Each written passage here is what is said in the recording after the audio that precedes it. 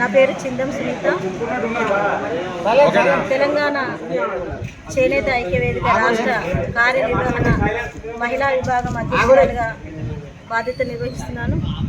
మరి గంగాధర్ మండల్ ఘర్షకుర్తి గ్రామంలో గత 4-5 రోజుల నుండి వివే నిరాహార దీక్ష కార్మికుల సమస్యలు, వారి యొక్క వ్యతలు, కార్మికుల యొక్క వారి కష్ట నష్టాలు, వారి యొక్క ఆవేదన పడలేకపోవడం, అనేకమైనటువంటి సమస్యలకు దారితీస్తున్నటువంటి తరుణంలో ఇక విధిలేని పరిస్థితుల్లో కార్మికులంతా ఏకమై ఈరోజు ఇక్కడ అద్భుతమైనటువంటి సమ్మె చేస్తున్నారు.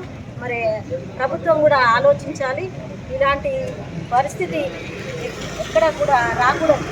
మరి నిజంగా ఈనాటి పరిస్థితులు చూసుకున్నట్లయితే ఈ చేనేత కార్మికులకు ఉన్నటువంటి సమస్య మించినటువంటి మరొక సమస్య ఏ దాంట్లో లేదని గట్టిగా మనం చెప్పుకోవాలి. ఎందుకంటే ఎక్కడ లేనటువంటి విధమైనటువంటి పేదరికంలో అనుభవిస్తూ అయినా కానీ కాలాన్ని వెళ్లదీస్తూ చేనేత కుటుంబంలో ఉన్నవారు